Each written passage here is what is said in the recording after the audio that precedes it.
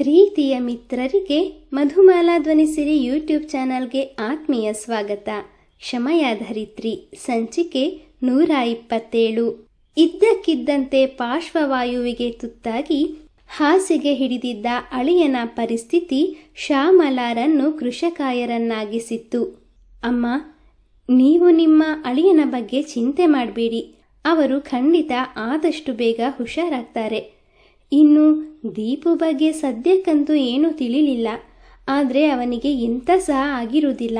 ಒಂದಲ್ಲ ಒಂದು ದಿನ ಈ ಅಮ್ಮ ಅಕ್ಕನನ್ನು ಹುಡುಕಿಕೊಂಡು ಬಂದೇ ಬರ್ತಾನೆ. ನೀವು ಯೋಚನೆ ಮಾಡಬೇಡಿ. ನೀವು ಇವತ್ತು ಔಷಧಿ ತೆಗೆದುಕೊಂಡಿಲ್ಲ ಅಂತ ನನಗೂ ಗೊತ್ತು. ಈಗ ಮಾತ್ರೆ ತೆಗೆದುಕೊಂಡು ಮಲಗಿ ರೆಸ್ಟ್ ಮಾಡಿ, ಎಲ್ಲವೂ ಸರಿಯಾಗ್ತದೆ ಎನ್ನುತ್ತಾ ಲೋಟಕ್ಕೆ ನೀರು ಬಗ್ಗಿಸಿ ಮಾತ್ರೆ ಬಿಡಿಸಿ ಅಮ್ಮನಿಗೆ ನುಂಗಿಸಲು ಅವರತ್ತ ಮುಖ ಮಾಡಿದಳಷ್ಟೆ. ಶ್ಯಾಮಲಾರ ಉದರ ಸೇರಬೇಕಿದ್ದ ಔಷಧಿ ನೀರು ನೆಲದ ಪಾಲಾಗಿತ್ತು. ಲೋಟ ಬಿದ್ದ ಸದ್ದಿಗೆ ಶ್ರೀಪತಿಯನ್ನು ಸೇರಿಸಿ 3-4 ಜನ ಕೆಲಸಗಾರರು ಶ್ಯಾಮಲಾರ ಕೋಣೆಗೆ ಧಾವಿಸಿ ಬಂದಿದ್ದರು. ಕ್ಷಮಾಳ ಅದೆಷ್ಟು ಭರವಸೆಯ ಮಾತುಗಳು ಆ ತಾಯಿಯ ಕರ್ಣಪಟಲಗಳನ್ನು ಹೊಕ್ಕಿದ್ದವೋ ಆ ಭಗವಂತನಿಗಷ್ಟೇ ಗೊತ್ತು. ಸಾಕಷ್ಟು ಸಾವು ನೋವುಗಳಿಂದ ಜರ್ಜರಿತರಾಗಿದ್ದ ಶ್ಯಾಮಲ ಕ್ಷಮಾಳ ಮಾತುಗಳನ್ನು ಆಲಿಸುತ್ತಿರುವಂತೆಯೇ ತಮ್ಮ ಪ್ರೀತಿಯ ಪತಿ ರಾಜಾರಾಯರ ಹಾದಿ ಹಿಡಿದಿದ್ದರು. ಆಸ್ಪತ್ರೆ ಸೇರಿದ್ದ ಅಳಿಯ ಮನೆಗೆ ಬಂದ 1 ತಿಂಗಳಿನಲ್ಲಿಯೇ ಶ್ಯಾಮಲ ಇಹಲೋಕ ತ್ಯಜಿಸಿದ್ದರು. ಗರಬಡಿದವಳಂತೆ ನಿಂತಿದ್ದ ಕ್ಷಮ ಅಮ್ಮನ ಸಾವನ್ನು ನೋಡಲಾಗದೆ ಧರೆಗಿಳಿದು ಹೋದಳು. ಅವಳ ಆರ್ತನಾದ ಸುತ್ತಲಿದ್ದವರ ಕಣ್ಣುಗಳನ್ನು ನೆನೆಸಿತ್ತು. ತಮ್ಮನ ಕಣ್ಮರೆ, ತಂಗಿಯ ಸಾವು, ಅಹಲ್ಯಾದೇವಿಯವರ ಮರಣ, ಶ್ರೀಪತಿಯನ್ನು ಪ್ರಿಯ ತೊರೆದು ಹೋದದ್ದು, ಗಂಡ ಹಾಸಿಗೆ ಹಿಡಿಯುವ ಪರಿಸ್ಥಿತಿ ಒದಗಿ ಬಂದದ್ದು, ಎಲ್ಲ ನೋವುಗಳನ್ನು ಮನಸ್ಸಿನಲ್ಲಿ ಇಟ್ಟುಕೊಂಡು ಮನೆ ಕಂಪನಿಯ ಜವಾಬ್ದಾರಿಯನ್ನು ನಿಭಾಯಿಸುತ್ತಾ 4-5 ವರ್ಷದ ಪುಟ್ಟ ಅಮರ್ನನ್ನು ಸಂಭಾಳಿಸುತ್ತಾ ಹೇಗೋ ಜೀವನ ಸಾಗಿಸುತ್ತಿರುವಾಗಲೇ ಶ್ಯಾಮಲಾರ ಸಾವು ಕ್ಷಮಾಳನ್ನು ಇನ್ನಿಲ್ಲದಂತೆ ನಡುಗಿಸಿತು. ಅಹಲ್ಯಾದೇವಿಯವರ ಸಾವಿನ ನಂತರ ಕಳೆಗುಂದಿದ್ದ ಬೃಂದಾವನ ಇಂದು ಶ್ಯಾಮಲಾರ ಮರಣದಿಂದಾಗಿ ಅಕ್ಷರಶಃ ಸ್ಮಶಾನವಾದಂತಾಯಿತು. ಎಲ್ಲೆಲ್ಲೂ ರೌದ್ರ ಭಯಂಕರ ನೀರವ ಮೌನವಲ್ಲದೆ ಬೇರೇನೂ ಕಾಣಸಿಗುತ್ತಿರಲಿಲ್ಲ. ಇಷ್ಟು ದಿನ ಏನೇ ನೋವು ಬಂದರೂ ಅಮ್ಮನ ಧೈರ್ಯದ ಮಾತುಗಳು, ಅವರ ಸಾನ್ನಿಧ್ಯ ಎಲ್ಲವನ್ನೂ ಮರೆಸುತ್ತಿತ್ತು. ಈಗ ತನ್ನವರು ಎಲ್ಲರೂ ಒಬ್ಬೊಬ್ಬರಾಗಿ ತನ್ನನ್ನು ಬಿಟ್ಟು ಹೋಗುತ್ತಿದ್ದಾರೆ ಎಂಬ ನೋವನ್ನು ಕ್ಷಮಾಳಿಗೆ ಅರಗಿಸಿಕೊಳ್ಳಲಾಗಲಿಲ್ಲ. ಅಹಲ್ಯಾದೇವಿಯವರ ಸಾವಿನ ಸಮಯದಲ್ಲಿ ಗಂಡನೊಂದಿಗೆ ಬೃಂದಾವನಕ್ಕೆ ಆಗಮಿಸಿದ್ದ ಮೈತ್ರಿಗೆ ವಾಸ್ತವಾಂಶದ ಅರಿವಾದಾಗ ಕ್ಷಮಾಳ ಪರಿಸ್ಥಿತಿಯನ್ನು ನೆನೆದು ಬಹಳವೇ ಬೇಸರಿಸಿಕೊಂಡಿದ್ದಳು. ತಾನೇ ಮೆಚ್ಚಿ ಮದುವೆಯಾದ ಗೆಳತಿಯ ಬಾಳು ನರಕವಾಗುತ್ತಿದೆಯಲ್ಲ ಎಂದು ಕೊರಗುತ್ತಿರುವಾಗಲೇ ಕೃಷ್ಣನಲ್ಲಾದ ಬದಲಾವಣೆ ಅವಳ ಮನಸ್ಸಿನ ತಳಮಳವನ್ನು ಎಷ್ಟೋ ಮಟ್ಟಿಗೆ ಕಡಿಮೆ ಮಾಡಿದಂತಿತ್ತು. ಆದರೆ ಅದರ ಹಿಂದೆಯೇ ಕೃಷ್ಣನಿಗಾದ ಆಘಾತದಿಂದಾಗಿ ಅವಳ ಆಕಾಂಕ್ಷೆಯೆಲ್ಲ ನೀರಿನಲ್ಲಿ ಹೋಮ ಮಾಡಿದಂತಾಯಿತು. ಅವನು ಆಸ್ಪತ್ರೆಯಲ್ಲಿ ಚಿಕಿತ್ಸೆ ಪಡೆಯುತ್ತಿದ್ದ ಸಂದರ್ಭದಲ್ಲಿ ಅವನನ್ನು ಭೇಟಿ ಮಾಡಿ ಕ್ಷಮ ಹಾಗೂ ಕೃಷ್ಣ ಇಬ್ಬರಿಗೂ ಧೈರ್ಯದ ಮಾತುಗಳನ್ನೇಳಿದ್ದವಳಿಗೆ ಶ್ಯಾಮಲಾರ ಅಚಾನಕ್ ಸಾವಿನ ಸುದ್ದಿ ಬರಸಿಡಿಲಿನಂತೆ ಬಂದಿರಗಿತ್ತು. ಕಷ್ಟಗಳು ಬಂದರೆ ಒತ್ತರಿಸಿಕೊಂಡು ಬರ್ತದಂತೆ. ಆ ಮಾತು ಅಕ್ಷರಶಃ ಸತ್ಯ.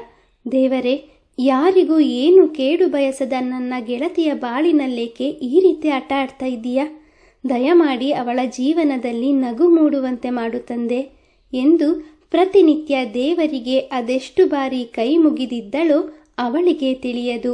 ಗೆಳತಿಯ ಮನಸ್ಥಿತಿಯನ್ನು ಸರಿಪಡಿಸಲೆಂದು ಮೈತ್ರಿ ತನ್ನ ಮಗಳು ಮೈಥಿಲಿಯೊಂದಿಗೆ ಆಗಾಗ್ಗೆ ಬೃಂದಾವನಕ್ಕೆ ಬಂದು ಕೆಲ ಸಮಯ ಕಳೆಯುತ್ತಿದ್ದಳಾದರೂ ಅವಳ ಪ್ರಯತ್ನ ಅಷ್ಟು ಸುಲಭವಾಗಿ ಫಲ ಕೊಡುವುದಿಲ್ಲವೆಂಬುದು ಅವಳಿಗೂ ತಿಳಿದಿತ್ತು. ಇತ್ತ ತನ್ನ ಸಂತೋಷಕ್ಕಾಗಿ ಗೆಳತಿ ಪಡುತ್ತಿರುವ ಕಷ್ಟವನ್ನು ನೋಡಲಾಗದ ಕ್ಷಮ ಮುಖದಲ್ಲಿ ನಗುವಿನ ಸೋಗು ಹಾಕಿ ದುಃಖವನ್ನು ಮರೆಮಾಚುವ ಪ್ರಯತ್ನ ಮಾಡಿದಳು. ಬಹಳ ದಿನಗಳು ಕಳೆದರೂ ಕ್ಷಮ ಅಮ್ಮನ ಸಾವಿನ ನೋವಿನಿಂದ ಹೊರಬರಲಾಗದೆ ಕಂಪನಿಯತ್ತ ಕಾಲಿಡದೆ ಒಂದೆಡೆ ಏಕಾಂಗಿಯಾಗಿ ಕುಳಿತು ಬಿಡುತ್ತಿದ್ದಳು. ಶ್ರೀಪತಿಯೇ ಅವಳಿಗೆ ಸಮಾಧಾನ ಹೇಳಿ ಅವಳನ್ನು ಕಂಪನಿಗೆ ಬರುವಂತೆ ಮಾಡಿದ್ದನು. ಶ್ರೀಪತಿಯಿಂದ ಪುನಃ ತನ್ನ ಹೆಂಡತಿಯ ಮುಖದಲ್ಲಿ ಗೆಲುವು ಕಂಡ ಕೃಷ್ಣನ ಮನಸ್ಸಿನಲ್ಲಿ ಆಸೆಯೊಂದು ಚಿಗುರೊಡೆಯಿತು. ಅಂದು ಶ್ರೀಪತಿ ಹಾಗೂ ಕ್ಷಮ ಇಬ್ಬರನ್ನೂ ಬಳಿ ಕರೆದು ತನ್ನ ಮನದಿಂಗಿತವನ್ನು ಹೇಳಿಕೊಂಡನು. ಶ್ರೀಪತಿ, ಕ್ಷಮ, ನಾನು ಹೀಗೆ ಹೇಳ್ತಾ ಇದ್ದೀನಿ ಅಂತ ತಪ್ಪು ತಿಳ್ಕೋಬೇಡಿ. ನನಗೆ ನಿಮ್ಮಿಬ್ಬರ ಮೇಲೆ ಯಾವ ಅನುಮಾನವೂ ಇಲ್ಲ. ನಾನು ನಮ್ಮೆಲ್ಲರ ಹಿತದೃಷ್ಟಿಯಿಂದ ಈ ಮಾತನ್ನು ಹೇಳ್ತಾ ಇದ್ದೀನಿ. ದಯವಿಟ್ಟು ನೀವಿಬ್ಬರು ಮದುವೆಯಾಗಿ, ಆಗ ನನಗೆ ಬಹಳ ಸಂತೋಷವಾಗತ್ತೆ. ಈ ಬೃಂದಾವನ ಮೊದಲಿನಂತೆ ನಗುವಿನಿಂದ ತುಂಬಿ ತುಳುಕುತ್ತೆ. ಕೃಷ್ಣ ಅಸಹಾಯಕನಾಗಿ ಹೇಳಿದನು. ಅವನ ಮಾತುಗಳನ್ನು ಕೇಳಿ ಇಬ್ಬರು ಆಘಾತಕ್ಕೊಳಗಾದರು. ಕೃಷ್ಣ, ಇದೇನು ಅಂತ ಮಾತಾಡ್ತಿದ್ಯಾ? ನಾನು ಈ ಹಿಂದೆ ಕ್ಷಮಾರನ್ನು ಪ್ರೀತಿಸಿದ್ದು ನಿಜ. ಆದರೆ ಕ್ಷಮ ನನ್ನನ್ನು ಯಾವತ್ತೂ ಆ ದೃಷ್ಟಿಯಿಂದ ನೋಡಲೇ ಇಲ್ಲ. ನಾನು ಕೂಡ ನಿನ್ನೊಡನೆ ಅವರ ಮದುವೆಯ ನಿಶ್ಚಯವಾದಾಗಿನಿಂದ ನನ್ನ ಮನಸ್ಸಿನಲ್ಲಿದ್ದ ಭಾವನೆಗಳನ್ನು ಕಿತ್ತು ಹಾಕಿದ್ದೀನಿ. ಈಗ ಆ ರೀತಿಯ ಯಾವ ಭಾವನೆಯೂ ನನ್ನಲ್ಲಿಲ್ಲ. ನೀನು ನನ್ನ ಅಣ್ಣ ಅಂದಮೇಲೆ ಕ್ಷಮ ನನಗೆ ಅತ್ತಿಗೆಯ ಸಮಾನ. ಅತ್ತಿಗೆ ಅಂದರೆ ಅಮ್ಮ ಕಣೋ. ನಾನು ಕ್ಷಮಾರಲ್ಲಿ ನನ್ನ ಅಮ್ಮನನ್ನು ಕಾಣ್ತಾ ಇದ್ದೀನಿ. ದಯವಿಟ್ಟು ನಮ್ಮ ಸಂಬಂಧಕ್ಕೆ ಮದುವೆ ಅನ್ನೋ ಬಂಧವನ್ನು ಕಟ್ಟಿ ಅಪವಿತ್ರ ಮಾಡಬೇಡ. ಶ್ರೀಪತಿ ನಿರ್ವಿಕಲ್ಪದಿಂದ ನುಡಿದು ಕೈ ಮುಗಿದನು. ಮನೆಯ ಪರಿಸ್ಥಿತಿಯನ್ನು ಕಂಡು ಅರೆನಿತ್ರಾಣಳಾಗಿದ್ದ ಕ್ಷಮ ಕೃಷ್ಣನ ಮಾತುಗಳನ್ನು ಕೇಳಿ ಸಂಪೂರ್ಣವಾಗಿ ಕುಸಿದಳು. ಅಧೀರತೆಯಿಂದ ಅವನ ಬಳಿ ಬಂದವಳು, ಕೃಷ್ಣ, ನೀವು ಯಾವ ಪರಿಸ್ಥಿತಿಯಲ್ಲಿಯೇ ಇರಿ, ನೀವೇ ನನ್ನ ಗಂಡ. ನೀವು ಹೀಗೆ ಹಾಸಿಗೆ ಹಿಡಿದ ಮಾತ್ರಕ್ಕೆ ಇನ್ನೊಬ್ಬ ಗಂಡನ್ನು ಅರಸಿ ಹೋಗುವ ಹೀನ ಹೆಣ್ಣು ನಾನಲ್ಲ. ನಾನು ನಿಮ್ಮನ್ನು ಮನಸಾರೆ ಪ್ರೀತಿಸಿದ್ದೀನಿ, ಮದುವೆಯಾಗಿದ್ದೀನಿ. ಈಗಲೂ ಕೂಡ ನೀವೇ ನನ್ನ ಸರ್ವಸ್ವ ಅಂತ ಪ್ರಾಣಕ್ಕಿಂತಲೂ ಹೆಚ್ಚಾಗಿ ನಿಮ್ಮನ್ನು ಹಚ್ಚಿಕೊಂಡಿದ್ದೀನಿ. ದಯವಿಟ್ಟು ಹೀಗೆಲ್ಲ ಮಾತನಾಡಿ ನನ್ನ ಮನಸ್ಸನ್ನು ನೋಯಿಸಬೇಡಿ ಎಂದು ಅವನ ತಲೆಯ ಬದಿ ಕುಳಿತು ಸೆರಗನ್ನು ಬಾಯಿಗಿಟ್ಟು ಬಿಕ್ಕಿದಳು.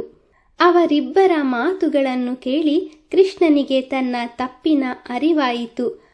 ಅನುತಾಪದಿಂದ ಅವರನ್ನೇ ದಿಟ್ಟಿಸುತ್ತಾ, ಶ್ರೀಪತಿ, ಕ್ಷಮ, ದಯವಿಟ್ಟು ನನ್ನನ್ನು ಕ್ಷಮಿಸಿ. ನಾನು ಯಾವ ತಪ್ಪು ಭಾವನೆಯಿಂದಲೂ ಈ ಮಾತನ್ನು ಹೇಳಿಲ್ಲ. ಕ್ಷಮ ಬೇಸರದಿಂದ ಇರೋದನ್ನು ನನಗೆ ನೋಡೋದಕ್ಕೆ ಆಗ್ತಾ ಇಲ್ಲ. ಅವಳನ್ನು ಸಮಾಧಾನ ಪಡಿಸೋ ಸ್ಥಿತಿಯಲ್ಲೂ ನಾನಿಲ್ಲ. ನಿಮ್ಮಿಬ್ಬರ ಮದುವೆಯಿಂದಾದರೂ ನಮ್ಮ ಸಂಕಷ್ಟಕ್ಕೆ ಪರಿಹಾರ ಸಿಗ್ಬಹುದೇನೋ ಅನ್ನೋ ಆಶಾಭಾವದಿಂದ ಈ ಮಾತನ್ನು ಹೇಳಿದೆ ಅಷ್ಟೆ. ದಯವಿಟ್ಟು ನನ್ನನ್ನು ಅಪಾರ್ಥ ಮಾಡ್ಕೋಬೇಡಿ ಎನ್ನುತ್ತಾ ತನ್ನ ನಿಶಕ್ತಿ ಕೈಗಳನ್ನು ಬಲವಂತವಾಗಿ ಜೋಡಿಸುವ ಪ್ರಯತ್ನ ಮಾಡಿದನು. ಬೇಡ ಕೃಷ್ಣ, ನೀವು ಕೈ ಮುಗಿದು ಕ್ಷಮೆ ಕೇಳುವಂತಹ ತಪ್ಪನ್ನೇನೂ ಮಾಡಿಲ್ಲ. ನಿಮ್ಮ ಮನಸ್ಥಿತಿ ನಮಗೂ ಅರ್ಥವಾಗ್ತದೆ. ನೀವೇನು ಯೋಚನೆ ಮಾಡಬೇಡಿ. ನೀವು ಆದಷ್ಟು ಬೇಗ ಗುಣ ಆಗ್ತೀರಿ ಅಂತ ವೈದ್ಯರು ಹೇಳಿದ್ದಾರೆ. ಎಲ್ಲವೂ ಮೊದಲಿನಂತೆಯೇ ಆಗ್ತದೆ ಎಂದು ಸಮಾಧಾನದ ಮಾತುಗಳನ್ನಾಡಿದಳು. ಈ ಹಿಂದೆ ಶ್ಯಾಮಲ ಆರೋಗ್ಯವಾಗಿದ್ದ ಸಮಯದಲ್ಲಿ ಕೃಷ್ಣನ ಊಟ ತಿಂಡಿಯ ವ್ಯವಸ್ಥೆಯನ್ನು ಅವರೇ ನೋಡಿಕೊಳ್ಳುತ್ತಿದ್ದರು. ಆದರೆ ಅವರ ಕಾಲಾನಂತರದಲ್ಲಿ ಅದೆಲ್ಲದರ ಜವಾಬ್ದಾರಿ ಕ್ಷಮಾಳ ಮೇಲೆಯೇ ಬಿದ್ದಿತ್ತು. ಮನೆಯಲ್ಲಿ ಕೆಲಸಗಾರರು ಇದ್ದರೂ ಕೃಷ್ಣನಿಗೆ ಸೇವೆ ಮಾಡಲು ಕ್ಷಮಾಳೆಯಾಗಬೇಕಿತ್ತು. ಕ್ಷಮ ಕೂಡ ಯಾವುದಕ್ಕೂ ಬೇಸರಿಸಿಕೊಳ್ಳದೆ ಎಲ್ಲವನ್ನೂ ನಿಭಾಯಿಸುತ್ತಿದ್ದಳು.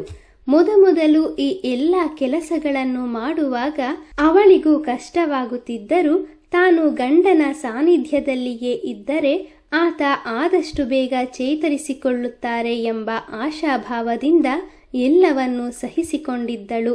ಇತ್ತ ಅಮರ್ಗೆ 5 ವರ್ಷ ತುಂಬಿದಾಗ ಅವನನ್ನು ಶಾಲೆಗೆ ಸೇರಿಸಲಾಗಿತ್ತು. ಅಮರ್ ಅಮೃತಾಳ ಹೊಟ್ಟೆಯಲ್ಲಿ ಹುಟ್ಟಿದವನೇ ಆಗಿದ್ದರೂ ಓದುವುದರಲ್ಲಾಗಲಿ ಗುಣನಡವಳಿಕೆಯಲ್ಲಾಗಲಿ ಎಲ್ಲದರಲ್ಲೂ ಕ್ಷಮಾಳನ್ನೇ ಹೊತ್ತು ಬಂದಿದ್ದನು. ಚಿಕ್ಕ ಮಗುವಿನಲ್ಲಿ ಇರುವಂತಹ ಸ್ವಭಾವತಃ ತುಂಟಾಟಗಳು ಅವನಲ್ಲಿಯೂ ಇದ್ದರೂ ಅದೆಲ್ಲದಕ್ಕೂ ಮೀರಿ ಅವನು ಆಡುತ್ತಿದ್ದ ಪ್ರಬುದ್ಧತೆಯ ಮಾತುಗಳು ಅವನು ಕ್ಷಮಾಳ ಮಗನೇ ಇರಬೇಕು ಎನ್ನುವಷ್ಟು ಚುರುಕಾಗಿದ್ದನು. ಅಮರ್ ಕೂಡ ಕ್ಷಮಾಳನ್ನು ಒಂದು ಗಳಿಗೆಯೂ ಬಿಟ್ಟು ಇರುತ್ತಿರಲಿಲ್ಲ. ಅವನ ಆಟ ತುಂಟಾಟಗಳನ್ನು ಮಲಗಿದ್ದಲ್ಲಿಯೇ ನೋಡಿ ಆನಂದಿಸುತ್ತಿದ್ದ ಕೃಷ್ಣನಿಗೆ ಅವನನ್ನು ಎತ್ತಿಕೊಳ್ಳುವ ಮನಸ್ಸಾಗುತ್ತಿತ್ತು. ಆದರೆ ಅವನ ದೇಹಸ್ಥಿತಿ ಅದಕ್ಕೆ ಸಹಾಯ ಮಾಡುತ್ತಿರಲಿಲ್ಲ. ಕೃಷ್ಣ ಹಾಗೂ ಕ್ಷಮಾಳ ಮದುವೆಯ ಹೊಸತರಲ್ಲಿ ಕೃಷ್ಣನಲ್ಲಿ ಅಮರ್ನ ಬಗ್ಗೆ ಪ್ರೀತಿ ಇದ್ದರೂ ಕ್ಷಮಾಳನ್ನು ದೂರವಿರಿಸಿದಂತೆ ಕಾರಣವಿಲ್ಲದೆ ಅಮರ್ನನ್ನು ಕೂಡ ಅಷ್ಟಾಗಿ ಮುದ್ದಿಸಲು ಮುಂದಾಗುತ್ತಿರಲಿಲ್ಲ.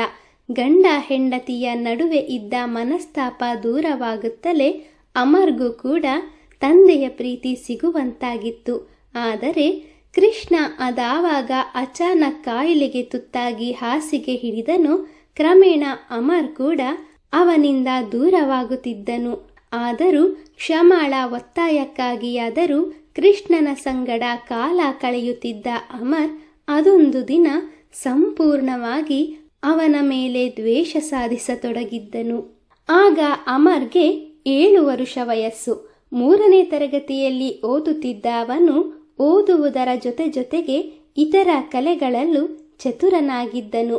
ಅಂದೊಮ್ಮೆ ಚಿತ್ರಕಲೆಯಲ್ಲಿ ನಿಪುಣನಾಗಿದ್ದ ಕೃಷ್ಣ ಅಮರ್ನನ್ನು ಪಕ್ಕದಲ್ಲಿಯೇ ಕೂರಿಸಿಕೊಂಡು ನಿಸರ್ಗದ ಚಿತ್ರ ಬಿಡಿಸುವುದನ್ನು ಹೇಳಿಕೊಡುತ್ತಿದ್ದನು. ಚಿತ್ರವೆಲ್ಲ ಬಿಡಿಸಿಯಾದ ಬಳಿಕ ಕುಂಚದಿಂದ ಬಣ್ಣ ತುಂಬುವ ಸಂದರ್ಭದಲ್ಲಿ ಕೃಷ್ಣನ ಕೈ ತಾಗಿದುದರ ಪರಿಣಾಮ ಬಣ್ಣವೆಲ್ಲ ಚಿತ್ರದ ಮೇಲೆ ಚೆಲ್ಲಿ ಸುಂದರವಾದ ಪರಿಸರದ ಚಿತ್ರಣ ಅಧ್ವಾನವಾಯಿತು. ಮರುದಿನವೇ ಚಿತ್ರವನ್ನು ಶಾಲೆಗೆ ತೆಗೆದುಕೊಂಡು ಹೋಗಬೇಕಾದ್ದರಿಂದ ಶಾಲೆಯಲ್ಲಿ ಶಿಕ್ಷಕರಿಂದ ಬೈಗುಳ ತಿನ್ನಬೇಕಾಗುವುದು ಎಂದು ಹೆದರಿದ ಅಮರ್ಗೆ ಕೃಷ್ಣನ ಮೇಲೆ ಸಹಿಸಲಾಗದಷ್ಟು ಕೋಪ ಬಂದಿತ್ತು. ಚಿತ್ರ ಹೇಳಿಕೊಡೋ ಹಾಗೆ ನಾಟಕ ಆಡಿ ನನಗೆ ಟೀಚರಿಂದ ಬಯಸ್ಬೇಕು ಅಂದ್ಕೊಂಡಿದ್ದೀರಾ ಅಲ್ವಾ? ಅಮ್ಮ ಬರಲಿ ತಡೀರಿ, ಹೇಳ್ತೀನಿ ಎಂದು ಅಮರ್ ಜೋರಾಗಿ ಅಳಲು ಪ್ರಾರಂಭಿಸಿದನು. ಪುಟ್ಟ, ಅಳ್ಬೇಡ ಕಣೋ, ನನ್ನ ಕೈಯಲ್ಲಿ ಆಗಿದ್ದಿದ್ರೆ ನಾನೇ ಬಿಡಿಸ್ಕೊಡ್ತಾ ಇದ್ದೆ. ನಿನಗೆ ಟೀಚರ್ ಕೈಯಲ್ಲಿ ಬಯಸ್ಬೇಕು ಅಂತ ಅಂದಿದ್ರೆ ನಾನು ನಿನಗೆ ಚಿತ್ರ ಬಿಡಿಸೋದಕ್ಕೆ ಹೇಳ್ಕೊಡ್ತಾನೇ ಇರಲಿಲ್ಲ. ಅಳ್ಬೇಡ ಪುಟ್ಟ, ನಿನ್ನ ಟೀಚರ್ ಬಳಿ ನಾನು ಬೇಕಾದರೆ ಮಾತಾಡ್ತೀನಿ ಎಂದು ಕೃಷ್ಣ ಸಮಾಧಾನ ಪಡಿಸಿದನು. ಆದರೆ ಅಮರ್ ಅವನ ಮಾತನ್ನು ಕೇಳದೆ ಅಮ್ಮ ಎಂದು ಕೂಗುತ್ತಾ ಕೆಳ ಓಡಿದನು. ಕೆಲವು ಸಮಯಗಳಲ್ಲಿಯೇ ಕ್ಷಮಾಳ ಆಗಮನವಾಗಿತ್ತು. ಅಮರ್ನ ಕಣ್ಣುಗಳು ಅತ್ತು ಕೆಂಪಗಾಗಿದ್ದವು. ಕ್ಷಮ ಓಡಿ ಬಂದವಳೆ ಅಮರ್ನನ್ನು ಎತ್ತಿಕೊಂಡು, ಏನಾಯ್ತು ಬಂಗಾರಿಗೆ? ಯಾಕೆ ಇಷ್ಟೊಂದು ಅಳ್ತಾ ಇದೆ ಎಂದು ಪ್ರೀತಿಯಿಂದ ಮುದ್ದಿಸಿದಳು. ಅಮ್ಮನನ್ನು ಕಂಡೊಡನೆ ಅಮರ್ ಮತ್ತಷ್ಟು ಬಿಕ್ಕಳಿಸಲು ಪ್ರಾರಂಭಿಸಿದನು. ಅಮ್ಮ, ಆ ಮನುಷ್ಯ ಸರಿ ಇಲ್ಲ ಬಿಕ್ಕಳಿಸುತ್ತಲೇ ಹೇಳಿದನು. ಯಾವ ಮನುಷ್ಯ ಅಮರ್? ಯಾರು ಸರಿಯಿಲ್ಲ? ಕ್ಷಮಾಳಿಗೆ ಅವನ ಮಾತು ಅರ್ಥವಾಗಲಿಲ್ಲ. ಅದೇ ಮೇಲಿನ ಕೋಣೆಯಲ್ಲಿ ಯಾವಾಗಲೂ ಮಲಗೆ ಇರ್ತಾರಲ್ಲ ಅವರು. ಅಮರ್ನ ಮಾತುಗಳು ಕ್ಷಮಾಳನ್ನು ಗೊಂದಲಕ್ಕೆ ದೂಡಿತು. ಅವನ ಮಾತುಗಳಿಂದ ಒಂದು ಕ್ಷಣ ತಬ್ಬಿಬ್ಬಾದರೂ ತೋರ್ಪಡಿಸದೆ, ಪುಟ್ಟ, ಅವರು ನಿನ್ನ ತಂದೆ, ಅವರನ್ನು ಹಾಗೆಲ್ಲ ಕರಿಬಾರ್ದು ಸರಿನಾ? ಈಗ ಹೇಳು, ಅಪ್ಪ ಎಂತ ಮಾಡಿದ್ರು ಎನ್ನುತ್ತಾ ಅವನ ತುಂಬು ಕೆನ್ನೆಗಳನ್ನು ಹಿಡಿದು ಮುದ್ದಿಸಿದಳು. ನಿರೀಕ್ಷಿಸಿ ಮುಂದಿನ ಸಂಚಿಕೆಯಲ್ಲಿ. ಮಿತ್ರರೇ, ಕಥೆಯ ಬಗ್ಗೆ ನಿಮ್ಮ ಅನಿಸಿಕೆ ಅಭಿಪ್ರಾಯಗಳನ್ನು ದಯವಿಟ್ಟು ಕಮೆಂಟ್ನ ಮೂಲಕ ಹಂಚಿಕೊಳ್ಳಿ. ಹಾಗೆ ಲೈಕ್, ಶೇರ್, ಸಬ್ಸ್ಕ್ರೈಬ್ ಮತ್ತು ಹೈಪ್ ಮಾಡುವುದರ ಮೂಲಕ ನಮ್ಮನ್ನು ಪ್ರೋತ್ಸಾಹಿಸಿ. ಮುಂದಿನ ಸಂಚಿಕೆಯಲ್ಲಿ ಮತ್ತೆ ಸಿಗೋಣ. ಧನ್ಯವಾದಗಳು.